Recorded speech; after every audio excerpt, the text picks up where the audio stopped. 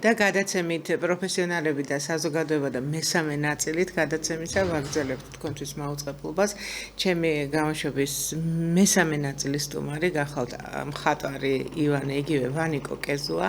ვანიკო, ძალიან დიდი მადლობა მოსვლისთვის. ახლა შობის დღესასწაული ახლოვდება, დიდი მარხვა და შენ ჩამოსული ხარ იმ წმინდა ადგილიდან, რომელიც ალბათ ყველაზე მეტად დაინტერესებს, რომლის შესახებაც საუბარი ყველაზე მეტად დაინტერესებს მორწმუნეთ და მოდი მოგვიყევი საბერძნეთში ფერისცვალების მამანთა მონასტერში. დაჰყავი შენ თვე და 2 კვირა. დაახლოებით 2 კვირა. დაახლოებით 2 თვე და გისმენთ. ესე იგი, პირველ რიგში მივესალმები თქვენს მაყურებლებს, ულოცავ დღესასწაულებიც იყო, ბარბარობას, ნიკოლოზობას, უდიდესი დღესასწაულები. ეხლა წინგველის ყველაზე დიდი დღესასწაული 7 იანვარს შობა. ახალი წელი ბავშვებისთვის, ჩვენთვისაც და მიულოცავ ყველას გამოვიყენებ თქვენ ეთერს და მინდა რომ იყოს სიმშვიდე და ერთმანეთის მიმართ რაღაც პატივისცემა, სიყვარული და ესე დავიწყოთ რა, ესე ჯობია ცხოვრება. ერთადერთი მთავარი რაც იქ ვისწავლე, ალბათ ეს არის. ისედაც ყოველთვის იყო ასე თუ ისე ჩემში, მაგრამ კიდევ უფრო გავაცნობიერე. სიმშვიდე და სიყვარული, ხო? დიახ, რა თქმა უნდა. ხო, არც ერთი არ გაკლდა შენ არასოდეს. ესე იგი, ეხლა მე მომიყევი, აი როდის მოგინდა, მესმის, როდის გადაწყვიტე, ეს პირველი გასვლა არ არის შენი მამათა მონასტერში, პირველად 11 წლის ასაკში იყავი მამასთან ერთად. დიახ, ესეც მე რომ მოყვე, ეხლა ეს დრო არ გვეყოფა, ჩვენ დაგვჭირდება, შეიძლება კვირეები დაგვჭირდეს, რომ იმ ყველა ისტორიაზე მოყვე, რაც იქ გადამხდენია. ესე დავყოფ უცებ სწრაფად. პირველად ვიყავი მამასთან ერთად, მამაჩემთან ერთად 11 წლის, მეორედ ვიყავი 16 წლის, ოღონდ ეს 2 დღე, 3 დღე ესე. მერე ვიყავი უკვე 21 წლის ვიყავი, როცა ერთი თვე გავჩერდი და წელს უცნაურად დაემთხვა, გამოფენა მქონდა საბერძნეთში. იუნესკომ ჩაატარა, კარგი ღონისძიება, სხვაში კარგად იქ ოქროს მედალიც გადმომცეს.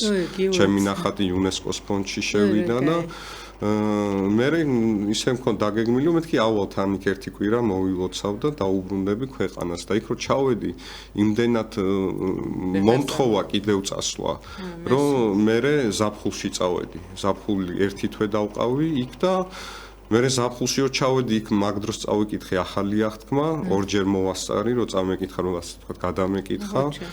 და მე გადავწყვიტე რომ ეხლა რომ წავალ ძველი აღთქმა უნდა წავიკითხო ბიბლია მთლიანად რომ ქონოდა წაკითხული და ამ წასვლაზე უკვე თვე ნახევარსაც ერთი კვირა დამაყდა 2 თვემდე ესე რომ ვთქვა და ეს დრო დავყავი ლოცვაში იქ იყო მე ზეთის ხილს კრეფტით ეს იყო საოცარი დღეები იყო ნამართლა საოცარი რა როგორ ეხმარებოდი ეგ არის საერთოდ როგორ ცხოვრობდი იქ ეს არის ძალიან საინტერესო იქაური ცხოვრება საერთოდ აი როგორ იცი სხვა დღეები გადის როგორც დღე იმდენად გრძელია რომ თითქოს დაუსრულებელია მაგრამ მეორე დღეს რომ გადმოხედავ წინა დღეს თითქოს არ ყოფილა რაღაც საოცარი განცდა გეუფლება ანუ დროის არეულობის აი მე ადამიანს ხოჩა იმ სამყაროზე რომ იმ სამყაროზე ფიქრი ძალიან რთულია ხანდახან ჩვენი გონება ვერ წვდება ამ ყველაფერს მაგრამ რაღაცები ბუნებრივად აქ შეგვიძლია ჩვენ შევიგრძნოთ და იქ რო ვიყავი ზუსტად თითქოს იმ დროს გრძნობდი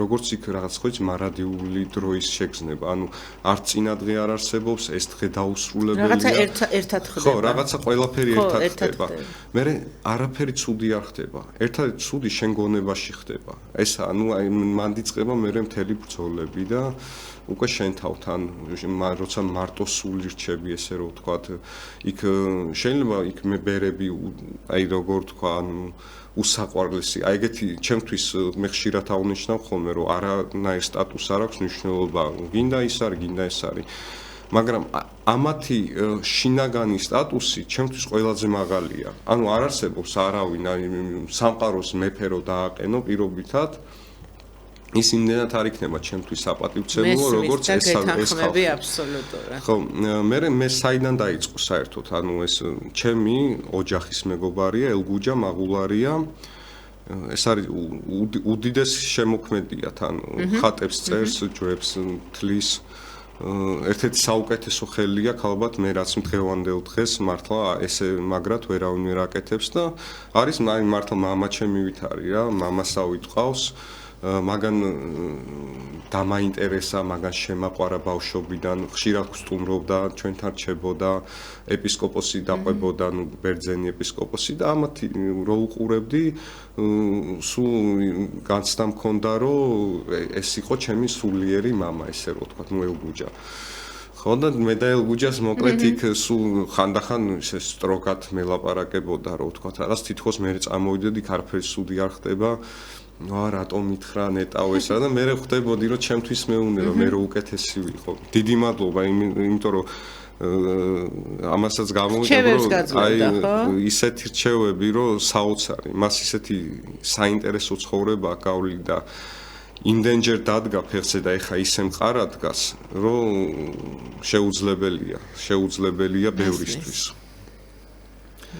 კიდე რა შემილია თქვა აი იქ თვითონ აი ურთიერთობა აი შენ თქვი რომ ზეთის ხილს კრევდით ხო აი კრეფის დროს იგივე აი ხუმრობები იუმორი აქვთ ალბათ ხო აი ეს რა თქმა აი როგორ არის ეხა სამწუხა ეს მონასტერი არის ძალიან დიდი ამ მონასტერში დაახლოებით დაეტევა რომ თქვა კელია იქნება თვითონ შიგნით 100-150 შეება მე აი გიგანტური ნაგებობაა და სამწუხაროდ დღეს დარჩენილია დაახლოებით 7 ბერი. 7 ბერი სამწუხაროდ, იმიტომ რომ აღარ არიან სურველები. ერთადერთი არის ახალგაზრდა გენადი 48 წლის არის, რომელიც არის პონტიელებს ეძახიან, რომლებიც გადასახლებულები იყვნენ სოხუმიდან, სოხუმში ცხოვრობდნენ დიდი ბებია, დიდი ბაბუა და რუსული იცოდა, ამ ენაზე კომუნიკაციობდით. იქ იყო ერთი, რომელმაც ინგლისური იცოდა, რომელიც ბერძენი იყო, კანადიდან ჩამოსული, მას ინგლისურად ველაპარაკებოდა და დანარჩენმა არ იცოდნენ. მაგრამ ყველა საოცარი ის არის, რომ არ გჭირდებოდა ენის ცოდნა, ისევ კომუნიკაციობდით. იქ მე მაგათად როგორ იყო იცი მიმაბარებდნენ პირობითად ერთ ბერს რომ ამას ჭირდება დახმარება. ანუ სიტყვაც აღარ ჭირდებოდა რაღაცას ისე მეტყოდა რომ პირობითად ზეითუნის ზეთი უნდა გადამეტანა სხვაგან ჩამესხა სხვაგან ამას ისე მარტივად მიხსნი და ესე გააკეთე ისე მე ბევრი რაღაცას მართლა სწავლობდი მე უბრალოდ აი ხანახან მინდოდა ხოლმე რომ მე მაინც ერის კაცი ვარ ხო მინდოდა რომ მეთქე ჩავეხუტო ხო იცი აი ადამიანს რა აი მამა ქრისტოფერი ქვია ეხლა ეს რომ მაცვია სანამ დაიწყო გადაცემა გითხრა რომ მაჩუქა თქო რა ამას ეგონა რომ მე ბერობა მინდოდა მაშინ არ იცოდა ოჯახი რომ ყავდა შვილები და ესე როგორც შვილს როგორც შვილს ხო იცი ისე რომ გიყურებს და მოვიდა მე რა ცივავ კიდე ქუდი მაჩუქა ხო ის რაღაცა და სულ რომ ზრუნვაში არის და როგორც კი ხან ძალიან უცნაური ხო ზოგის თქოს დაუჯერებელი რაღაცა მაგრამ ან ტკიოდა ხერხემალი პირობითად გაგიარა ანუ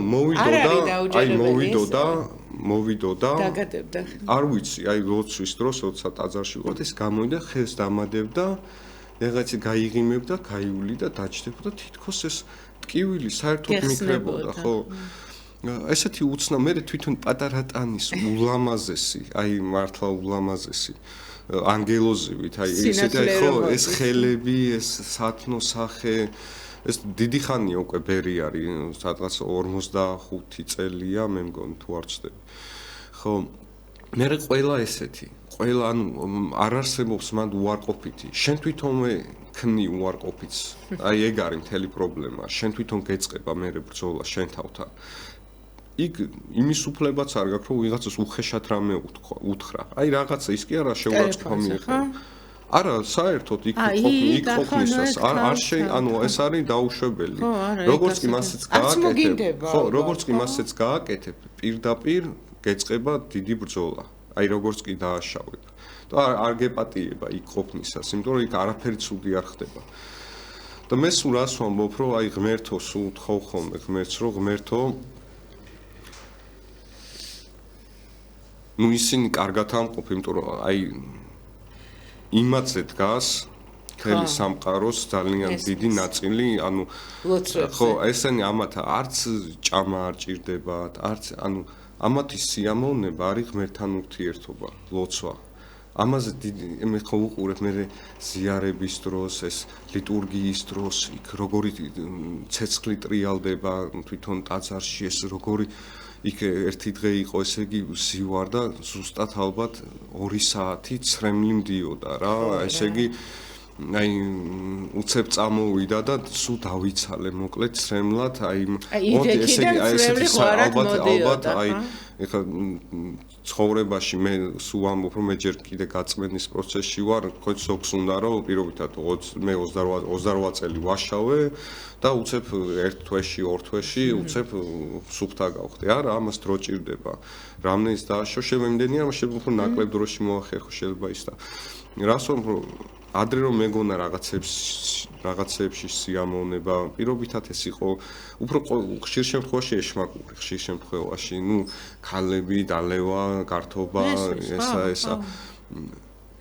იქ ცრემლის დენის დროს მე ისეთი სიამოვნება მივიღე ანუ ამ რაღაც შევიგრძენი რომ ესეთი დიდი განცდა მე ცხოვრებაში არაფრის დროს არ მქონია. აი რაღაც ყოფილა რამოდენიმეჯერ აი შვილი რო შემეძინა ეს რაღაც მომენტები ხატვის დროს რაღაც აი ეს ცხოვრებაში ძალიან იშვიათად ხდება ესეთი განცდა იშვიათად მოდის. საოცარი იყო მოკლედ. აი ცრემლის დენის დროს ღმერთთან ხარ მაგ დროს. კი აი როგორ თქვათ ნუ აი რაღაცნაირი არ ვიცი აი მარტო სიტყვით აუწერელია ხო სიტყვით აუწერელია ამას თუ განვიცდით ალბათ ოდესმე შევიძენ იმდენ სიბრძნეს სიტყვის მარაკს რომ ეგ აუხსნა ჯერ არ ვიცი ან შევძლებ რომ პირობითად ფუნჯით რაც ჩემი საქმეა გამოვხატო ეგ უნდა მეკითხა ეხა ხო აი უბრალოდ ვეღარ გავბედე შენ ისეთ თემებზე საუბრობ რომ ვეღარ გავბედე მხატვრობა შემომეტანა და რახან ახსენე აი იქ გენატრებოდა ხატვა თუ არა ხო? იქ მე როგორ იყო იცით მე თავიდანვე დავისახე ასე ვთქვათ რაღაც პროგრამა შეუდგინე ჩემ თავს. პირველ რიგში წამეკითხა ძველი აღთქმა და მოახერხე ეს. მეორე ნუ ვარჯიშობდი ფიზიკურად, მეთქი თავი, იმიტომ რომ დრო იყო, მაინც თუ არ მუშაობდით, თუ იქ რაღაცას არ აკეთებ, მაშინ არის ძალიან რთული. იქ პიკ საქმე როცა არის, უფრო ლაგად ხარ, ხო? ხო და ვარჯიში, კითხვა, იქ რა თქმა უნდა დახმარება, სამწუხაროდ ხან ბევრჯერ გავაცნი ხამე ლოცვა, სულ ამაზე ნუ ჩხუბი არა, უბრალოდ ნუ რატო არ მოდიხარ, ამერია ძალიან, მე ხო ღამე არ მძინოს, მე რეკ პირიქით დამეწყო. ვერ ვდგებოდი, ხან მივდიოდი, ხან ეს გამე ძალიან მიჭირდა, რომ დავსწრებოდი ლოცვას და ლიტურგიას, მაგრამ რაღაც დღეები რა თქმა უნდა, ნახევარი თუ არა რაღაც ნაწილი მაინც მე გუცველი ხო იცი ზოგი რაღაც მე ეს რა თქმა უნდა ეს ძალიან რთულია. იქ თვითონ ეს ბერები ვინც იყვნენ, ჩვენ თავინა რომ დავიწყეთო. ჩვენ წლები დაგვჭირდაო რომ ამ რეჟიმში ჩავმდგარიყავითო. ნუ მაგაზე შენ არიდე პირიქით უფრო თბილად და გაგებით მიდგომი. უბრალოდ შენთვის უკეთესიაო ისედაც ცოტა დრო ხარო. მე ძალიან უყვირდათ რომ მე დაოჯახებული ამდენი ხანი ჩერდები. ეს იყო მათი პრობლემა. ნუ პრობლემა იმ გაგებით რომ ერიდებოდათ ეთყობა. ხო, ანუ შენ ჩემ ოჯახთან უფრო აი შენი ცოლი რას ამბობს, დედა შენი ბავშვები რას ამბობენ აქ რო ხარ და რატო ხარ? აი ყველაზე ისეთი კითხვა, რატო ხარ ჩამოსული? ხო. და რას ვამბობდი, იცი რომ მე ადრე როგორ თქვა, ხო იცი ხანდახან ხარ ადამიანი უმადური. მადლიერება არ გაგაჩნია.